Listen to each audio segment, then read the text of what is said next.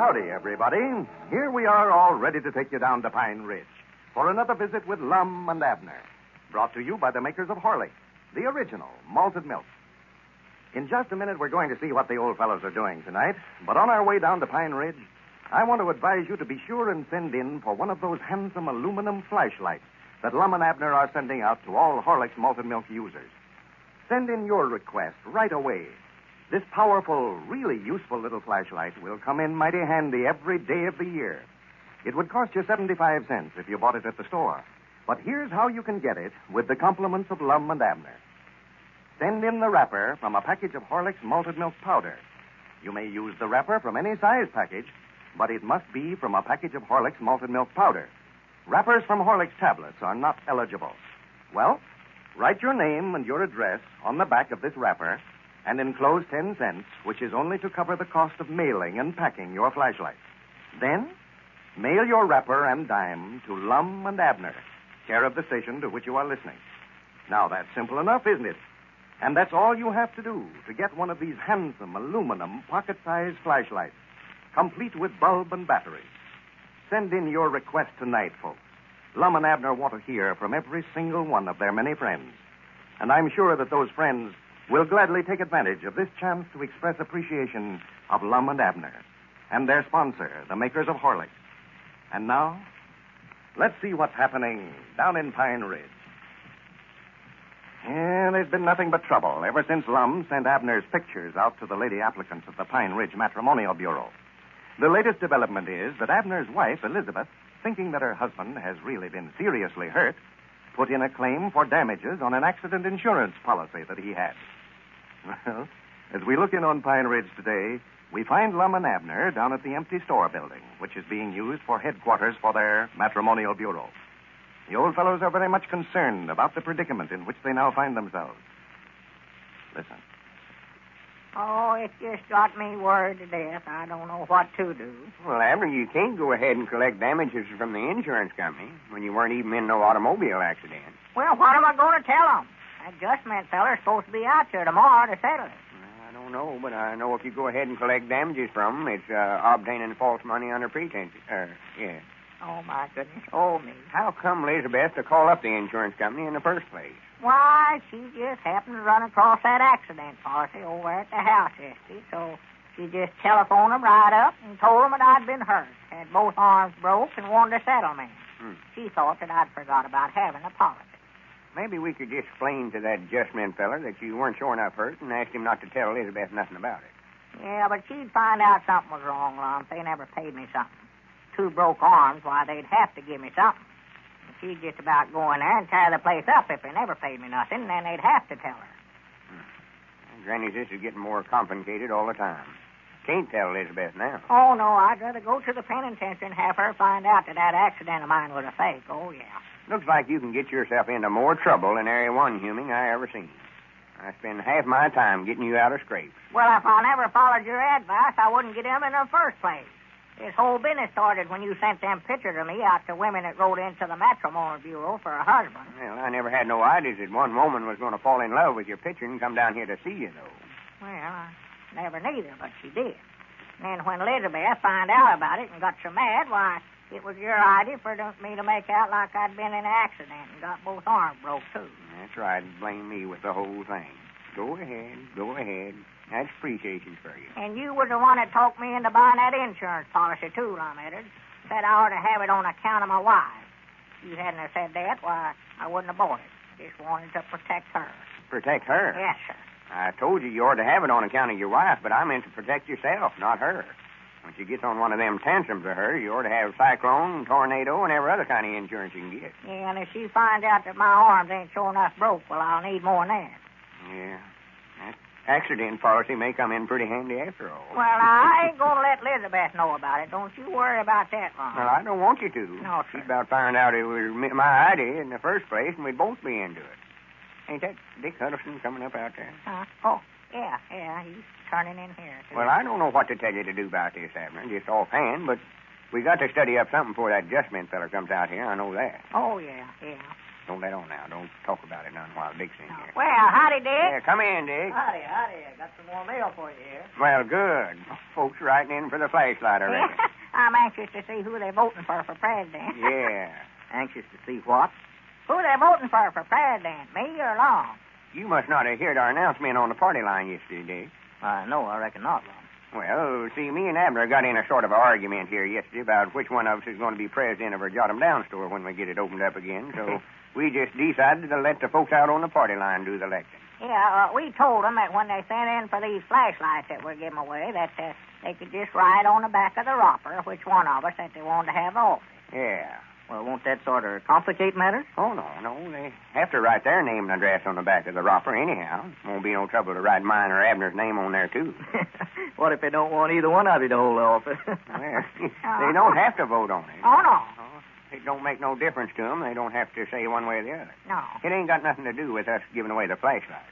Just a sort of a contest. Me and Abner's running on the side twixt ourselves. Yeah. Well, that's a fair way to decide on which one of you is to be the president, all right. You fellas usually have a little argument about it. Yeah, well, we figured this would illuminate all that. Yeah, this'll be the first time that I've ever been president as long as we've been in business. Well, wait a minute. Don't start that. You ain't elected yet. Yeah. See, I'm just doing this to prove to Abner that it ain't only me that thinks I'm the best qualified for the office. Well, now, I don't want to get mixed up in this at all, fellas. I'm anxious to see, though, which one of you gets the most votes. Well, I figure I'll be elected about 3-1. Sassy. Conservative. Sassy. May be a few folks that'll vote for Abner. Don't know no better. Yeah, well, now, let's just look at a little of this mail that come in today and see how it's run. Yeah, Granny, I'll just show you. Well, I better get on back store, fellas. I just run over with this mail. I figured you fellas want it as soon as you get it. Yeah, well, that's mighty thoughtful of you, Dick, and we appreciate it. Yeah, much obliged, Dick. Yeah, so long. So long. Now, before we look at these, Abner, I want to warn you not to be disappointed when you open them up and they're all voting for me. Don't want you to have no hard feelings over me. Yeah. Yeah, look at that in there. Abner, first one. Huh? Oh, but listen here, says Abner, too. Yeah. Must be some of your relations writing in. Well, I do know. Well, here's two more from Elon. Look at that. Well, that's bland. Don't reckon they got our names mixed up. Here's another one for you. Uh-oh. Here's one for you, Lon. Well, good. There's somebody that knows a president when they see one. I reckon all yours just happen to be on top there. I know they Well, raised no it. wonder. Look there. Look who sent it in. Who was it? Lom Eddard, Pine Ridge. Oh, did I vote for myself on there? Yeah, you wrote Lom Eddard for president across there. Well, I'll swan do that. Just force a habit, I reckon. That is, writing my name. I don't mean voting for myself. I aim to vote for you, Abner, just to be sure that you got one vote in. Yeah. Well, good. Here, you can just change it, Lom. Just rub your name out there and then write mine in. Well, I don't think you're allowed to do that, though, Abner. Huh? I don't think you're allowed to change the votes after they've been sent in that way. Hey. Oh, we get to doing that, no telling where we'd wind up at. I dog it. Here's two more from me, Lom. Look there. Let me see. For the land's sake. Granny, something's wrong here somewhere. Can't figure this out. Let me read that. Dear Abner. Yeah. Oh, I put a note on there to you. Yeah. I am voting for you for president because you have both arms broken, and I feel sorry for you. Well, bless her heart. Bless her little heart. Listen here, said this might lie the same thing, too, Lom. Well, and looky there. There's another one voting for you, just on account of your arms being broken. Well. Yeah, I see now. Yeah, that's the reason. Just on account of them feeling sorry for you. You done that yesterday when you told them out on the party line that you had both your arms broke. Yeah? Yeah, that was a good idea. I'm glad I put that in there. Well, it ain't fair. It's cheating. Your arms ain't broke, and you know it. Uh-huh. You're just peeling to their sympathy. And, Grannies, I'll put a stop to that right now. Yeah, what are you fixing to do now, Lom? Wait a minute there. Never mind. Well, recollect now, you said that we weren't going to have no mudslinging now, I ain't Lom. going to sling no mud. I'm just going to straighten out a misunderstanding here. The very idea you telling everybody yesterday that you was pitiful. I order just took her. Wait a minute. Folks are listening. Be careful what you say now. Howdy, everybody. This is Lum Eddard talking. I've got a little announcement to make about me and Abner running for president. I sure got his goat that time. A lot of you folks voted for Abner because you felt sorry for him. Well, I just want to tell you that there ain't a thing in the world to that story about his arms being broke. Well, that blame you. His Lom. arms ain't no more broke than mine is. We just made that story up to fool his wife.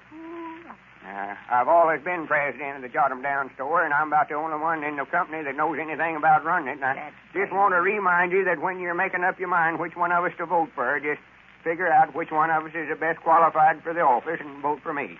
I thank you. Granny, that ought to hold you. I'd be shamed to death if I was you, Lum. Claiming your arms was broke just to get votes.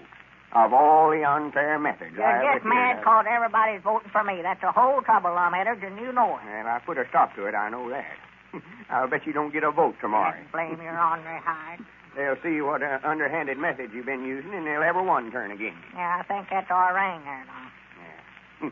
More than likely somebody call me up, thank me for exposing you. Honest thing I ever heard of. Hello?